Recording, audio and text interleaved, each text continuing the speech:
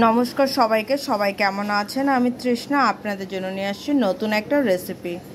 তো আমি আজকে আদা, পেঁয়াজ বাটা আর কাঁচামরিচ পেস্ট করে একটা কাতল মাছের একটা রেসিপি বানাবো। তো কিভাবে কি রান্না করছি চলো দেখাচ্ছি। আগে আদা, পেঁয়াজ আর কাঁচামরিচটাকে ব্লেন্ড করে নেব। মাছগুলোকে আমি লবণ আর হলুদ দিয়ে খুব সুন্দর করে মেখে নেব। মাছটা কিন্তু ধুয়ে পরিষ্কার করে রাখা আছে। এই আমি লবণ দেওয়ার পরে দিয়ে দিলাম হলুদ। এখন আমি সবগুলো মাছ সুন্দর করে মাখবো। তো মাছগুলো মাখা হোক, তারপর তোমাদের সাথে শেয়ার করছি। দেখো, মাছ ভাজার জন্য কড়াইতে তেলও গরম হয়ে গেছে। আমি এখন মাছগুলি ছেড়ে দেব।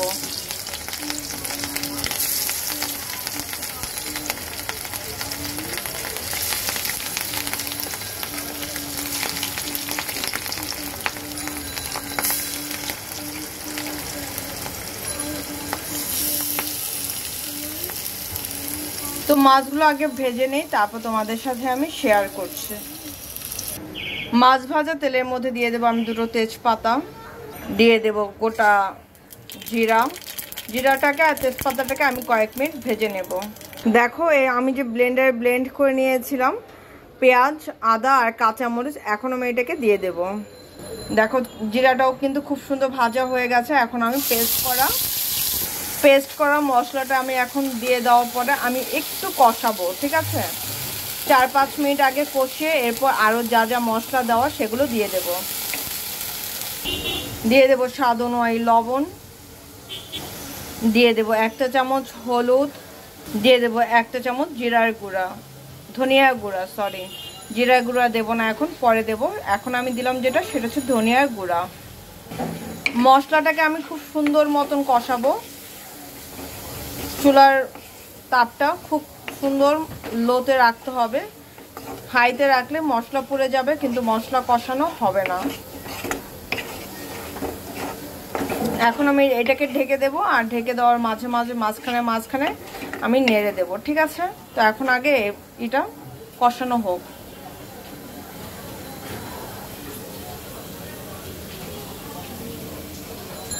এর মধ্যে দিয়ে দেব আমি 1 চা চামচ টক দই। টক দই তোমাদের ইচ্ছা, যদি থাকে তো দিবা, না থাকলে দিবা না। এবার আমি একটু নেড়ে দেব। টক দই দিলে হবে কি, কালারটা সুন্দর আসবে। আর এইসব যেহেতু বড় মাছ, একটু টক দই না দিলে ভালো লাগবে না খেতে। শুধু কষাবো আর কষাবো।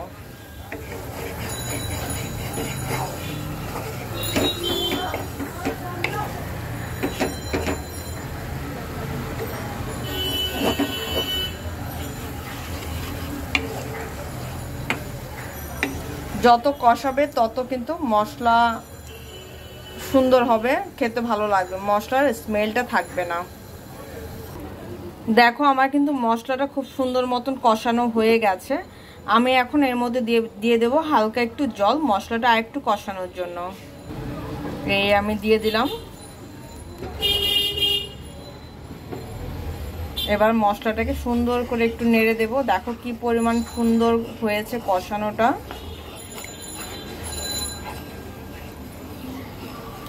এটা আরো কষাবো মিনিমাম 6 থেকে 7 মিনিট, ঠিক আছে? বললাম না, যত কষাবে তত কিন্তু গ্রেভিটা খেতে ভালো লাগবে। একটু বেশি করে দিলাম, কারণ আমি একটু টাইম নিয়ে কষাবো তো।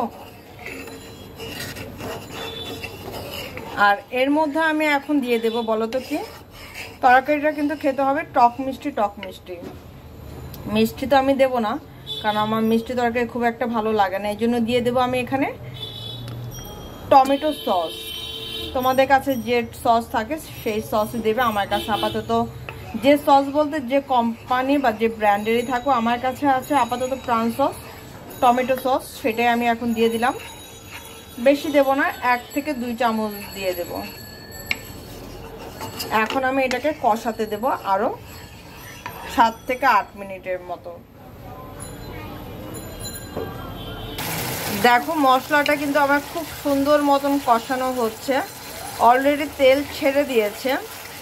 তারপরও আমি এটাকে আরো 5 থেকে 6 মিনিট কষাবো।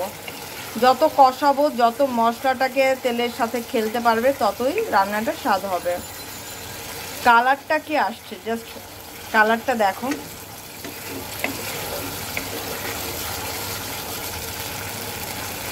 তো এটাকে আমি আরও কষাবো, কষানো হোক, তারপর যখন আমি ঝোলের জল দেব তখন তোমাদের সাথে আমি শেয়ার করব, ঠিক আছে? দেখো আমার কিন্তু মশলাটাকে কষানো হয়ে গেছে। এখন আমি এর মধ্যে দিয়ে দেব ঝোলের জন্য জল, ঠিক আছে?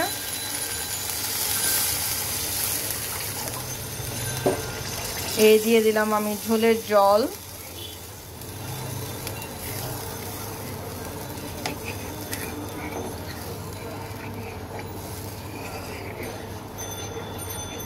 মশলাটাকে একটু নেড়ে দিলাম।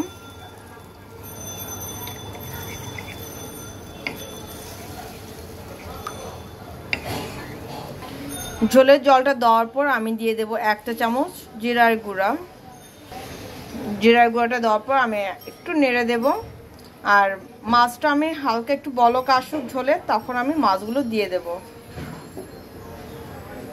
দেখো আমার কিন্তু ঝোলে বলক চলে আসছে। এখন আমি এক এক করে মাছগুলি দিয়ে দেব।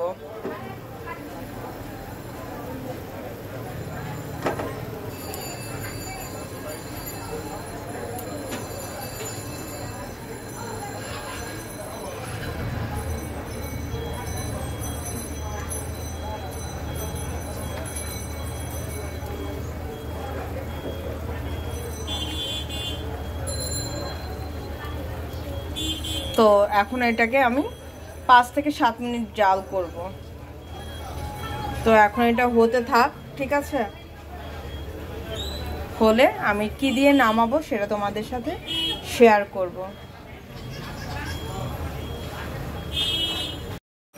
দেখো আমার কিন্তু তরকারিটা হয়ে গেছে। আমি এখন এখানে গরম মশলা বাটাটা দিয়ে দেব, তাহলে হয়ে গেল আমার রান্না ডান। গরম মশলাটা দেওয়ার পর 2 থেকে 3 মিনিট একটু জাল করতে হবে, তা না হলে হবে কি গরম মশলার স্মেলটা থেকে যাবে। যদি 2-3 মিনিট তুমি জাল করো তাহলে গরম মশলার স্মেলটা আর থাকবে না। তো কেমন রান্না করলাম বলো তো?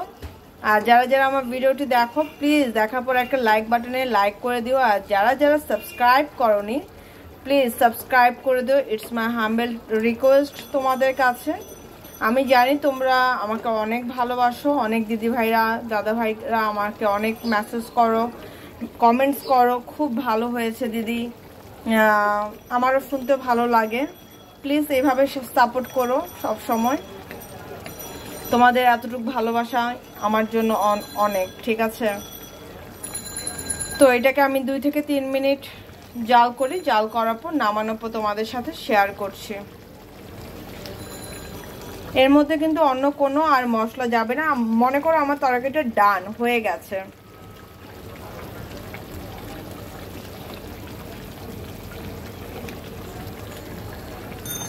দেখো আমার কিন্তু তরকারিটা হয়ে গেছে। এখন আমি এটাকে নামিয়ে নেব। দেখতে কিন্তু বিশ্বাস করে এত সুন্দর হয়েছে না, আমি নিজেটা নিজেই বলছি, খুব সুন্দর হয়েছে।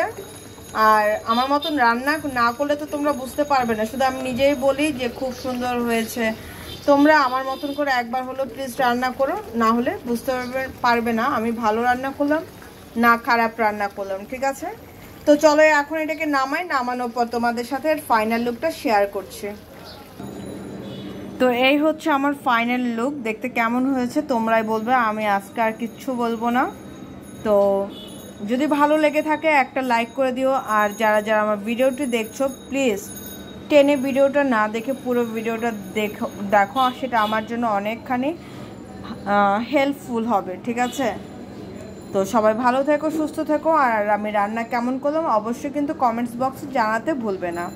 তো আজকের জন্য এতটুকুই। আর আমার জন্য মন ভরে তোমরা প্লিজ আশীর্বাদ করো, যেন আমার চ্যানেলটা ডে বাই ডে একটু একটু করে গ্রো হচ্ছেও। তোমরা ভালোবাসা দিচ্ছ বলে এগোচ্ছে। তো প্লিজ সাবস্ক্রাইব মাই চ্যানেল।